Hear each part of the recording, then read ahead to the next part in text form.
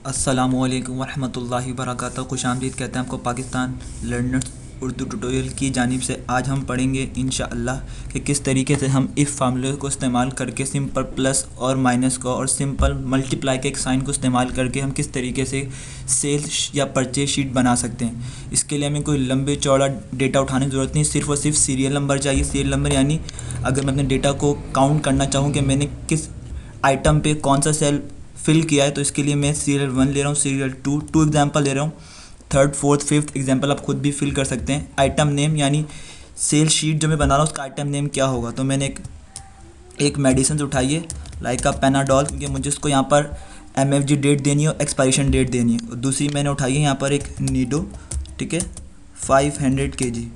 और तीसरी मैं एक प्रोडक्ट ले लेता हूँ यहाँ पर आपके पास एक बुक। अच्छा, अब ज़ाहिर बात है पेनाडोल का अगर मैं एक टैबलेट की बात करूँ तो 2 से 3 रुपये की है, लेकिन एक पत्ते की बात करूँ तो तकरीबन वो 10-15 रुपये का है। मैं यहाँ पर राउंड फिगर में 20 रुपीज़ परचेस लिखता हूँ, ठीक है, यानी 20 रुपये की मैंने ख़रीदी।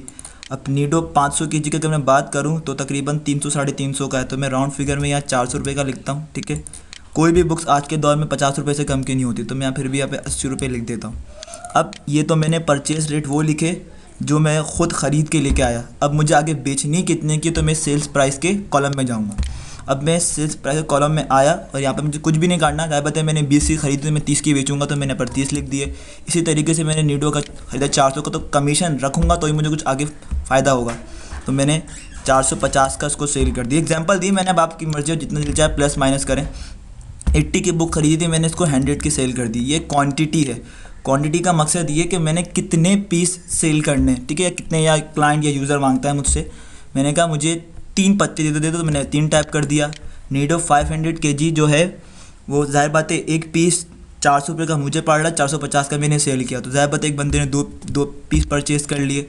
बुक भी मैंने यहाँ पर 4 ऐड कर दी। अब यहाँ तक तो हमने मैनुअली तौर पर डेटा फिल किया है, यूज़र से पूछ के या फिर कंज्यूमर से पूछ के, ठीक है। अब टोटल मैं यहीं से शुरू करूँगा, तो इक्वल टू मैंने यहाँ पर साइड फॉर्मूला लिखे हुए हैं कि किस तरीके से आपको प्लस माइनस करने हैं। तो टोटल का फार्मूला क्या है, सिंपल सा, इक्वल टू, ठीक है, सेल मल्टीप्लाई बाय, यानी स्टैरिक आपके नम लॉग के पास स्लैश और माइनस के बीच में पड़ेगी स्टैरिक की, ठीक है। क्वांटिटी से आप इसको करेंगे मल्टीप्लाई, तो आपके पास 90 रुपीज़। 30 मल्टीप्लाई बाई 3, अगर मैं 30 को 3 दफ़ा तकसीम करूं तो मेरा आंसर 90 आएगा, ठीक है। Equal to sell multiply by quantity enter, equal to sell multiply by quantity enter. ये तो मैंने एक सिर्फ मल्टीप्लाई के साइन से, मैंने आपको पिछले ट्यूटोरियल में पढ़ाया था कि मल्टीप्लाई का साइन किस तरीके से इस्तेमाल करते हैं, तो मैंने उस ट्यूटोरियल का पूरा एक रद्दुबात निकाल के इस ट्यूटोरियल में रख दिया। पेड के लिए इक्वल टू टोटल माइनस, अब मुझे इस्तेमाल करना है पेड, तो पेड के लिए मैं क्या करूँगा कि कितने पेड के, तो ये भी क्लाइंट ही करेगा। मिसाल के तौर पर अब एक 90 रकम है, तो ये तो हर बंदे के पास होती है आज के इस दौर में। 900 रुपये है, अगर किसी के पास मिसाल के तौर पर 500 रुपये हैं, तो उसने 500 रुपये पे किए, बाकी उसका बैलेंस जाएगा, ताकि वो जब नेक्स्ट मेरे पास कोई भी चीज़ परचेज़ करने के लिए आएगा तो मैं इसको किस तरीके से करूँगा, ठीक है। फिर इक्वल टू, अब यहाँ पर टोटल 400 रुपये हैं, तो मैंने यहाँ पर भी 400 रुपये रख दिए, ठीक है। यहाँ पे हम राउंड फिगर में 350 रख देते हैं, ठीक है। अब हमें मालूम करना है बैलेंस के सेल में, यहाँ लगेगा फार्मूला, और मैंने यहाँ पर लिखा हुआ है टोटल माइनस पेड। बड़ा आसान सा फार्मूला है, ठीक है। इक्वल टू टोटल को मैंने माइनस कर दिया पेड से, देन इंटर। ज़ाहिर बात है 90 माइनस 90 तो 0 ही आएगा। फिर equal to total minus paid enter. अब यहाँ पर मुझे 400 रुपये बैलेंस में मिला है, क्यों? क्योंकि यूज़र ने 500 रुपये पे किए थे और 400 रुपये आज की दुनिया में उधार बोलते हैं, वैसे ये बैलेंस कहलाता है इंग्लिश बुक ऐप्स में, ठीक है। Equal to total minus paid, ठीक है, यहाँ पर इसका 50 रुपीज़ है। तो यहाँ तक कि हमने एक बैलेंस मालूम कर लिया। दुकानदार को क्या फ़ायदा हुआ इस शीट में, तो हम इसे कहते हैं बेनिफिट, ठीक है। तो दुकानदार का जो फ़ायदा हुआ इसके लिए हम लिखेंगे equal to bracket open sell minus purchase bracket close multiply by quantity. अब हुआ क्या है कि सेल को मैं माइनस कर दूंगा परचेज से। अब परचेज और सेल की जो वैल्यू आएगी, नेट वैल्यू क्वांटिटी से आके हो जाएगी मल्टीप्लाई, तो मुझे 30 रुपये का मुनाफा हुआ है 3 आइटम को बेचने पर, ठीक है, पहले सेल में। इसी तरीके से मैंने इक्वल टू प्रेस किया, स्क्वायर ब्रैकेट ऑन किया, ठीक है, सेल माइनस परचेज। अच्छा, मैं पहले सेल क्यों रखना हूँ, क्योंकि वजह क्या, क्योंकि सेल की रकम जो है वो ज़्यादा है बानिस्बत परचेज़ के। तो अगर मैं परचेज़ को पहले रख दूंगा तो आंसर जाएगा मेरा माइनस में, नहीं नेगेटिव, जो तो आंसर तो पॉजिटिव में चाहिए। तो इसलिए मैं पहले सेल को रख रहा हूँ, bracket close, multiply by quantity, then enter. ठीक है, इक्वल टू, इसमें मुझे 100 का मुनाफा हुआ है क्योंकि मैंने ज़ाहिर बात है 2 पीस बेचे तो 50 रुपये एक पीस से मुझे मुनाफा हुआ है। Bracket open, sell minus purchase, bracket close, multiply by quantity, then enter. यहाँ तक तो हमने ये पता लगा लिया कि शीट में प्लस माइनस का काम क्या होता है। अब जिस तरीके से पेनाडोल है, जिस तरीके से नीडो है, यहाँ पर हमारे पास ये आइटम्स ऐसे हैं जिनकी मार्केट में यूजेस है, लेकिन एमएफजी और ईएक्सपी के ऊपर, यानी एमएफजी फॉर मैन्युफैक्चरिंग डेट के कब बनी और एक्सपायर डेट कब होगी। तो ये भी मैंने सोचा कि आपको पढ़ाऊँ इस शीट में, ताकि आपको कुछ लॉजिक मिले कि किस तरीके से हम किसी चीज़ को एक्सपायर कर सकते हैं यूज़ एक्सेल से। ठीक है, तो मैंने यहाँ पर एक सिंपल से एक डेट डाल दी मिसाल के तौर पर कि ये कुछ डेट बनी है, इसकी जो मैन्युफैक्चरिंग हुई है वो ये 2016 में। ठीक है, तो ये एमएफजी जो ये 2016 में। ठीक है, अब ये एक्सपायर कैसे होगी, तो यहाँ पर मैंने मैन्युफैक्चरिंग डेट दी हुई है 5/5/2017 और 5/5/2016। मैं यहाँ पर कंट्रोल शिफ्ट प्लस से कॉलम ऐड करता हूँ और यहाँ पर एक एक्सपायरी डेट का सेल ऐड कर देता हूँ। एक्सपायरी डेट का जो सेल मैंने यहाँ पर ऐड किया कि यहाँ पर मैं मैन्युअली तौर पर भी दे सकता हूँ। ठीक है, कि मिसाल के तौर पर ये जो मैन्युफैक्चरिंग डेट हुई है वो कुछ 5/1 में हुई है फॉर्मेट में। ठीक है, और जो इसकी एक्सपायरेशन है वो ये है। ठीक है, अच्छी तरीके से मैं इसकी भी एक्सपायरेशन डेट चेंज कर देता हूँ। ठीक है, ये तो मैंने मैनुअली तौर पर बना लिया, लेकिन मैं चाहता हूँ कि यहाँ पर ऑटो लिखा हुआ है कि आइटम एक्सपायर है या एक्सपायर नहीं है। तो equal to IF if tab, और सबसे पहले सेल किसका आएगा आपके पास, एक्सपायरी डेट का। ये सेल अगर बड़ा हो जाए किससे, नाउ, यानी आज के टाइम, आज के सेकंड, आज के हर्ट्ज और अभी तक का टोटल टुडे टाइम, नाउ का फंक्शन बन किया, comma double quote, comma double quote, comma.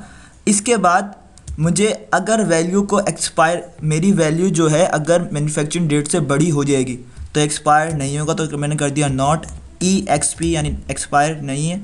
और अगर ये वैल्यू उससे छोटी हो तो क्या कर दिया इसको, एक्सपायर। तो EXP किया मैंने और डबल कोट ब्रैकेट क्लोज और कर दिया इंटर। ठीक है, अब यहाँ पर